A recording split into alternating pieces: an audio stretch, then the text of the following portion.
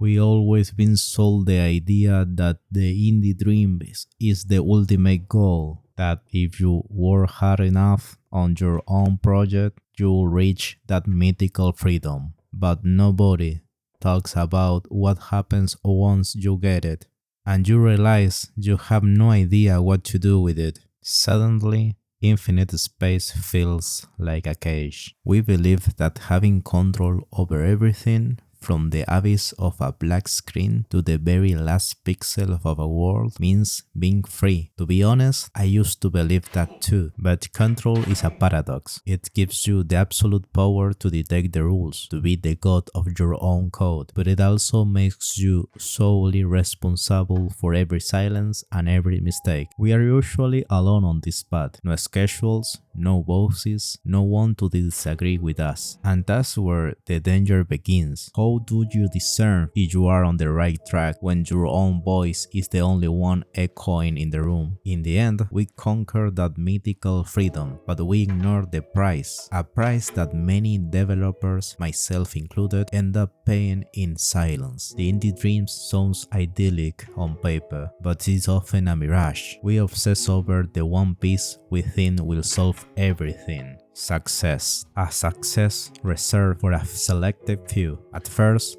you ignore this. You blindly trust that hard work and a good game are enough, but they aren't. We romanticize the grind. We think success is a straight line, when in reality it's a chaotic storm, where some run aground by luck and others by fate. For the rest of us mortals, the path is entirely uphill, and in our attempt to climb, we fall into the most naive trap, working harder, chipping away at more stone, ignoring the cliff opening up right under our noses. That blind faith can lead you to a lighthouse in the middle of the ocean, but it can also drag you into a silent, subtle current obsession. And the obsession doesn't give warnings, it corrupts from within, withering the very passion that made you turn on the monitor for the first time. I remember being up at 3 in the morning, with the only light from my monitor reflected on the wall, watching a loop that broke the game for the 5th consecutive time. That was when I crashed into the reality. My life had become just that, an infinite loop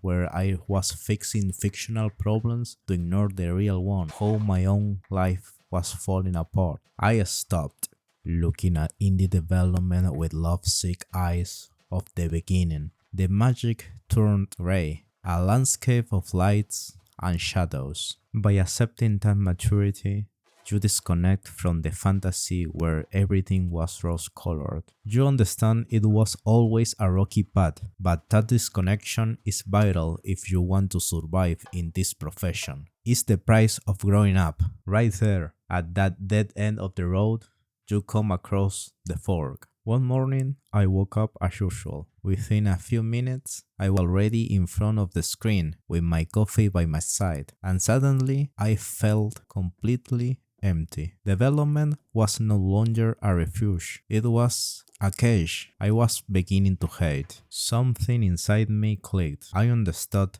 that I didn't want to stay trapped in the same story. Without realizing it, I had arrived at my own fork in the road. When you look at it with a cool head, you understand that this crossroads isn't a simple matter of success or failure. It's a complex map that leads you to places you never planned. By surviving the storm, the air becomes cleaner. You stop blindly believing in the indie dream to start believing in your own true north. I discovered that letting go of a dream isn't a failure. Sometimes it's the only way to mature. Looking back, I remember the day I picked up a notebook and wrote down the things I truly enjoyed, what I needed to feel at peace. I understood that my love for creating video games didn't depend on a label or an imposed narrative, but on how I choose to protect my own mind. Every path is different.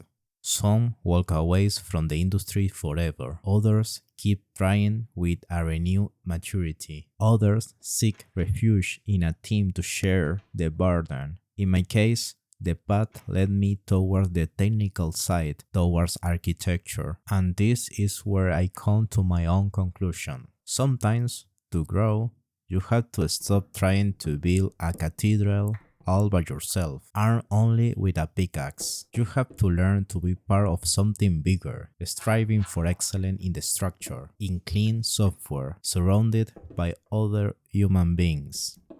I didn't leave the industry because I hated creating. I left it to remember why I started creating in the first place. Thanks to this, I returned to development on my own path. And now that you know my story, what's your path?